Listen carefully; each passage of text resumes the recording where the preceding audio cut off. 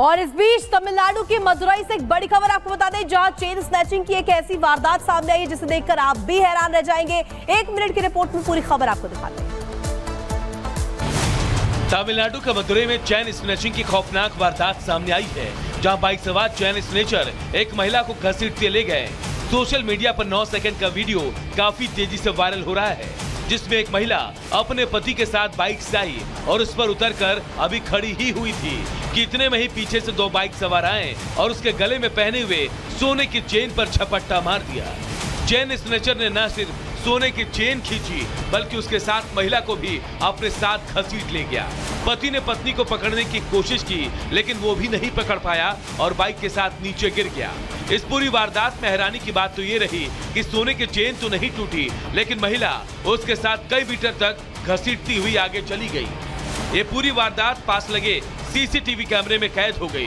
पीड़ित परिवार की शिकायत पर पुलिस ने मामला दर्ज कर छानबीन शुरू कर दी है। सीसीटीवी के जरिए बदमाशों की पहचान की जा रही है और जल्द उनके गिरफ्तार करने का दावा भी किया जा रहा है। Bureau report, Republic Bharat. इधर मथुरा में संघ प्रमुख मोहन भागवत और उत्तर प्रदेश के मुख्यमंत्री योगी आदित्यनाथ की मुलाकात हुई। उपचुनाव से पहले इस मुलाकात के कई मायने निकाले जा रहे हैं। पूरी खबर इस रिपोर्ट से बताते हैं। उत्तर प्रदेश में विधानसभा उपचुनाव के सियासी सरगर्मियों के बीच मुख्यमंत्री योगी आदित्यनाथ मथुरा पहुंचे और वहां पर राष्ट्रीय स्वयंसेवक संघ प्रमुख मोहन भागवत से मुलाकात की। संघ प्रमुख और मुख्यमंत्री के बीच करीब 2.5 घंटे तक बातचीत हुई। कई विषयों पर चर्चा हुई। लोकसभा चुनाव के बाद ये पहला मौका था जब मोहन भागवत और सीएम योगी एक साथ मंथन करते नजर आए। भागवत और योगी के बीच एकांत में शाम लगभग 2.5 घंटे तक बैठक चली। चर्चा स्थल के नजदीक जाने की किसी भी कार्यकर्ता को अनुमति नहीं थी। बैठक में क्या बात हुई, आधिकारिक तौर पर कुछ भी सामने नहीं आया, लेकिन कयासों से सियासत गर्मा गई है। उत्तर प्रदेश में आने वाले समय में उपचुनाव है, ऐसे में ये बैठक काफी महत्वपूर्ण मानी जा रही है। दीनदयाल उपाध्याय जन्मस्थली फरा से सटे परखम गांव में दोनों की मुलाकात हुई, फिर दोनों ने साथ में खाना खाया। इसके बाद कुछ और पदाधिकारियों के साथ चर्चा हुई। इस तरह कुल करीब 2.5 घंटे का समय दोनों ने साथ बिताया। ग्रेटर नोएडा से बड़ी खबर इस वक्त आ रही है, जहां कार में भीषण आग लगी। कार सवार की जलकर मौत भी हो गई है। हादसे के वक्त कार के अंदर मौजूद था शख्स। हत्या कर कार में आग लगाने की आशंका जताई जा रही है। बड़ी खबर आपको बता रहे हैं, तस्वीर में आपको दिखा रहे हैं ग्रेटर नोएडा में कैसे ये कार धू-धू कर जली और बताया जा रहा है कि एक शख्स की कार में जलकर मौत हो गई है। 100 मीटर अंदर, जी हां, सड़क से 100 मीटर अंदर जंगल में फॉर्च्यूनर कार मिली, जहां ये जल रही थी और इसके अंदर जलकर एक युवक की मौत भी हो गई है। हालांकि स्थानीय लोगों ने युवक को बचाने की कोशिश भी की, लेकिन युवक को बचाया नहीं जा सका। तस्वीर में आपको दिखा रहे कैसे धू-धू कर ये कार जली और इसमें एक युवक की मौत भी हुई। हत्या की आशंका जताई जा रही है। स्थानीय लोगों ने युवक को निकालने का प्रयास किया, लेकिन आग की चपेट में आने से युवक की मौत हो गई। पेट्रोल की भरकलाई। और अब बात करेंगे उत्तर प्रदेश की, जहां देखिए बदमाशों को इस सीधे तौर पर कहा गया है कि उत्तर प्रदेश में अपराध की कोई जगह नहीं है, ऑन द स्पॉट हिसाब होता है। और मुजफ्फरनगर से बड़ी जानकारी मिल रही है, जहां पर देखिए महिला से चेन स्नैचिंग की वारदात को अंजाम दिया गया, लेकिन योगी की पुलिस ने उन्हें अंजाम तक पहुंचा दिया। रिपोर्ट आप देखिए।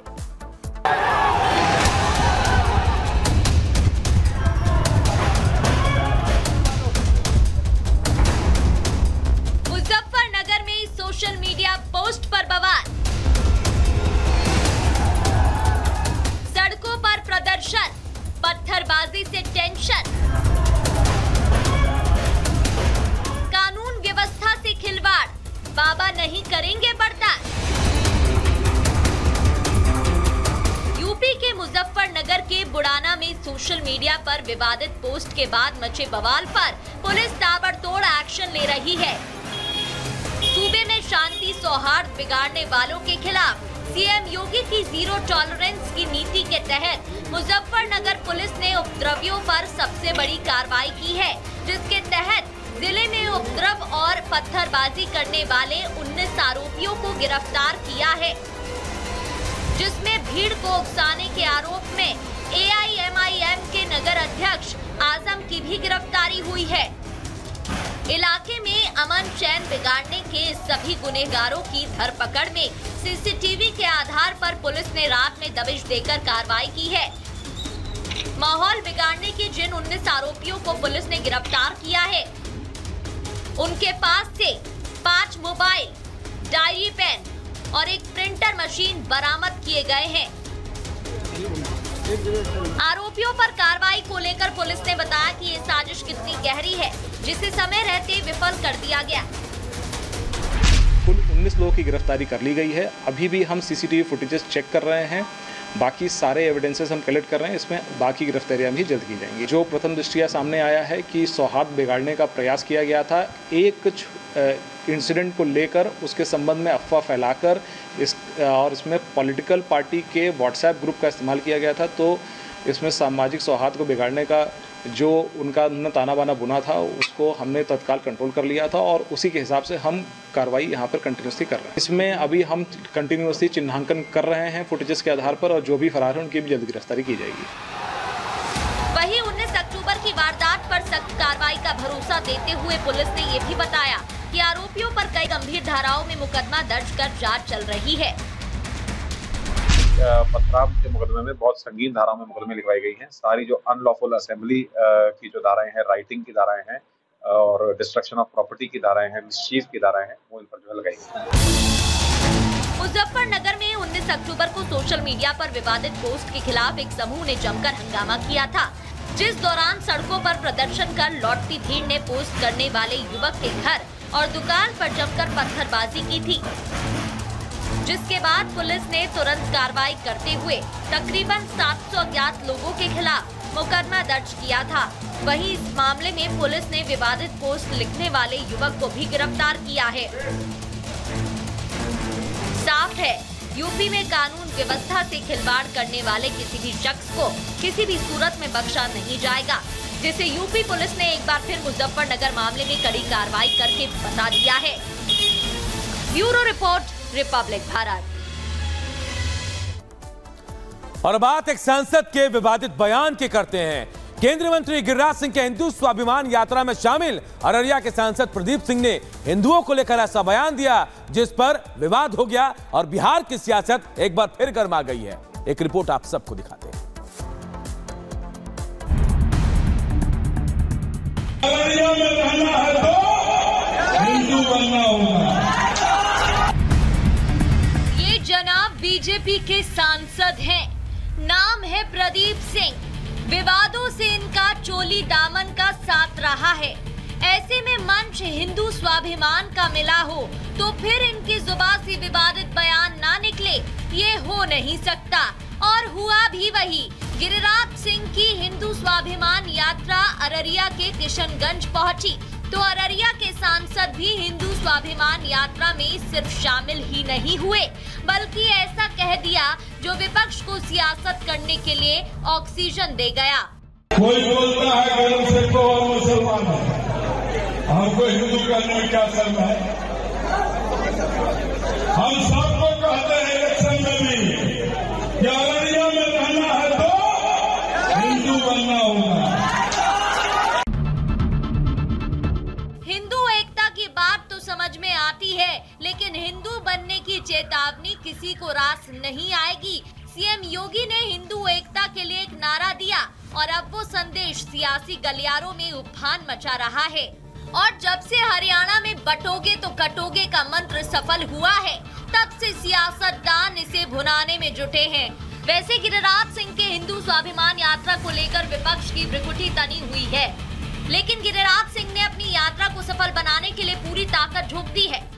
हमारे सारे मंदिर टूट गए पाकिस्तान बांग्लादेश में। अब अपने अस्तित्व को बचाने की ये लड़ाई है। मैंने कहा है हिंदुओं से, तुम एकत्रित रहो, प्रतिकार करते रहो। वैसे गिरिराज सिंह की यात्रा से जेडीयू और बिहार बीजेपी अपने को अलग रखी है और अब बीजेपी सांसद के विवादित बयान ने बीजेपी की मुश्किलें बढ़ा दी हैं। लेकिन कोई एक समुदाय में एकता का संदेश दे रहा है तो इसमें गलत क्या है?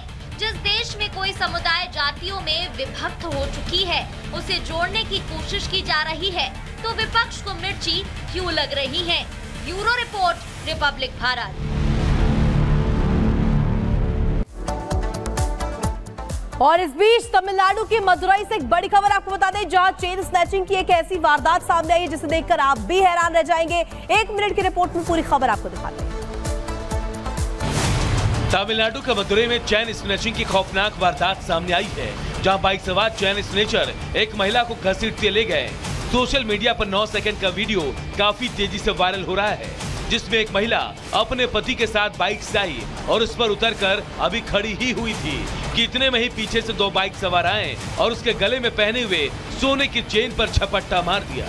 चेन स्नैचर ने न सिर्फ सोने की चेन खींची बल्कि उसके साथ महिला को भी अपने साथ घसीट ले गया। पति ने पत्नी को पकड़ने की कोशिश की, लेकिन वो भी नहीं पकड़ पाया और बाइक के साथ नीचे गिर गया।